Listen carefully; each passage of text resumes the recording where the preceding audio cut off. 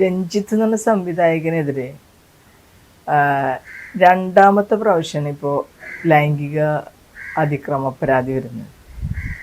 ഇയാളുടെ സിനിമ മുഴുവൻ നമ്മൾക്ക് നോക്കിയാൽ മനസ്സിലാവും അങ്ങേയറ്റത്തെ പുരുഷാധിപത്യ ആശയം പ്രചരിപ്പിക്കുന്ന സിനിമകളാണ്. പക്ഷെ ഇടതുപക്ഷം ഇയാളെ സപ്പോർട്ട് ചെയ്യുകയും ചലച്ചിത്ര അക്കാദമി ചെയർമാനാക്കുകയൊക്കെ ചെയ്തു. ഒരു ഇടതുപക്ഷ ആശയം എന്ന് പറഞ്ഞു കഴിഞ്ഞാൽ ജെൻഡർ ഈക്വാലിറ്റിയാണ്.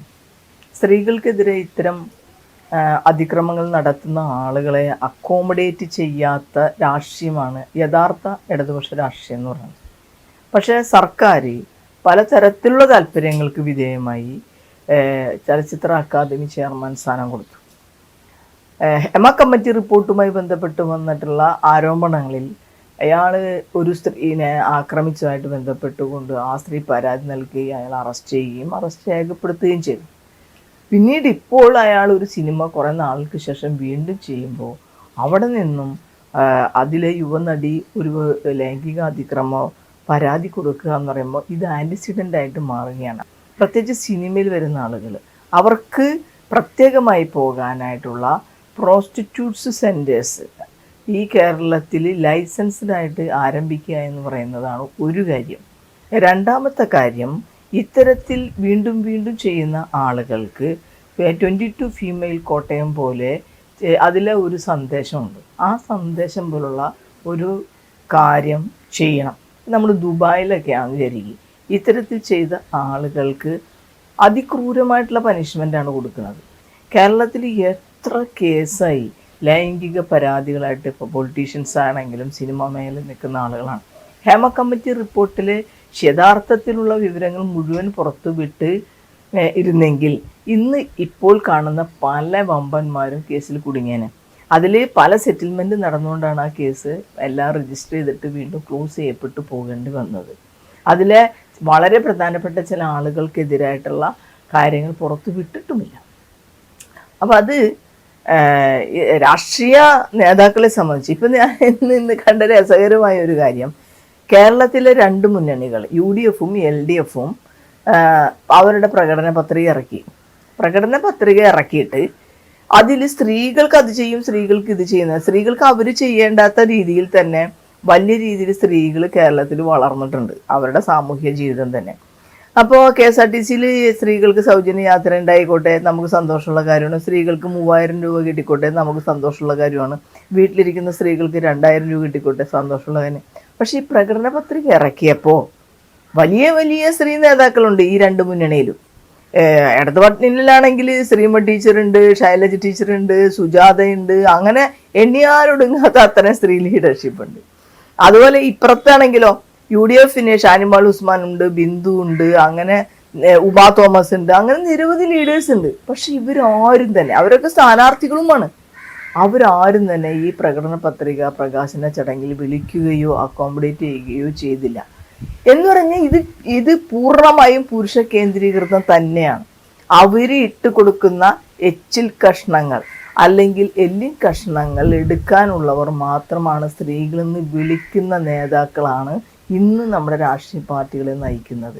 നമുക്ക് അങ്ങേയറ്റം നാണക്കേടാണ്. ഈ നാണക്കേടിന് ഒരു കാരണം സ്ത്രീകൾ തന്നെയാണ്. ഈ രാഷ്ട്രീയ പാർട്ടികളിൽ പ്രവർത്തിക്കുമ്പോൾ അവരവരുടെ അവകാശത്തിന് വേണ്ടി അല്ലെങ്കിൽ അവരവർ വർക്ക് ചെയ്യുന്ന സെക്ഷൻ്റെ സ്ത്രീകളുടെ അവകാശങ്ങൾക്ക് വേണ്ടി ഒരു വാക്ക് പോലും അവർ പറയുന്നില്ല. ഇപ്പം ഈ നടി ആക്രമിച്ച കേസിൽ പോലും ഞാൻ കണ്ടില്ല സ്ത്രീ സംഘടനകൾ ആരെങ്കിലും അത്തരത്തിൽ ഒരു വലിയ രീതിയിലുള്ള ഒരു പ്രതിഷേധം, ചെറിയ ചെറിയ പ്രതിഷേധങ്ങളിലപ്പുറം എന്തെങ്കിലും ചെയ്യുന്നതായിട്ട് ഞാൻ കണ്ടില്ല. അതുപോലെ തന്നെ തുല്യ പ്രാതിനിധ്യം എന്ന് പറഞ്ഞിട്ട് ഒരു വിഭാഗം സ്ത്രീകൾ, അവർ രാഷ്ട്രീയ പാർട്ടികളിലൊന്നുമില്ലാത്ത സ്ത്രീകൾ തുല്യ പ്രാതിനിധ്യ പ്രസ്ഥാനം എന്ന നിലയിൽ അവരിവിടെ വർക്ക് ചെയ്യുന്നുണ്ട്. പക്ഷെ അവരുടെ വാക്കുകൾ ആര് കേൾക്കാൻ മൈൻഡ് ചെയ്യണ പോലില്ല രാഷ്ട്രീയ പാർട്ടികളുടെ നേതാക്കൾ. അപ്പോൾ ആ രാഷ്ട്രീയ പാർട്ടികളുടെ നേതാക്കൾ അത് മൈൻഡ് ചെയ്യണമെങ്കിൽ ആ രാഷ്ട്രീയ പാർട്ടിയിൽ പ്രവർത്തിക്കുന്ന വനിതാ ലീഡർഷിപ്പ് അവിടെ സംസാരിക്കണം.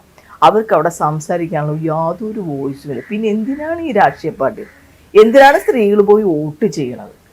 ഒരു പിടിയുമില്ലാത്ത രീതിയിൽ പുറകോട്ടാണ് സത്യത്തിൽ ആ കാര്യത്തിൽ നമ്മുടെ സംസ്ഥാനം നടക്കുന്നത്.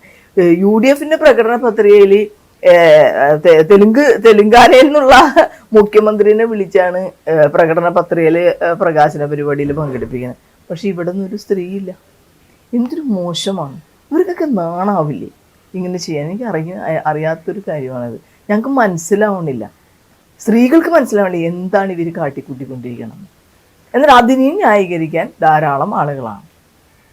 എന്തായാലും അറസ്റ്റ് ചെയ്തല്ലോ, ഭാഗ്യം രഞ്ജിത്തിനെ.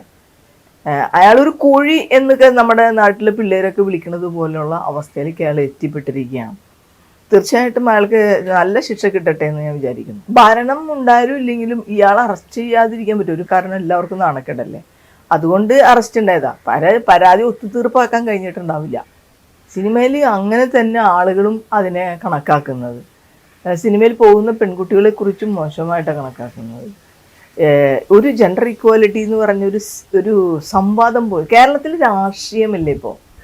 അരാഷ്ട്രീയ സമൂഹമാണ് സത്യത്തിൽ കേരളം എന്ന് പറയുന്നത്. ഒരു സാമൂഹ്യ മാറ്റത്തിൽ അധിഷ്ഠിതമായിട്ടുള്ള ഒരു രാഷ്ട്രീയ പ്രവർത്തനം. ഈ കമ്മ്യൂണിസ്റ്റ് പാർട്ടിയോ കോൺഗ്രസ് പാർട്ടിയോ ഒക്കെ ആദ്യകാലത്തുണ്ടായ ആ പ്രവർത്തനത്തിലൂടെയാണ് കേരളം വികസിച്ച് വളർന്ന് ഇവിടം വരെ എത്തിയത്.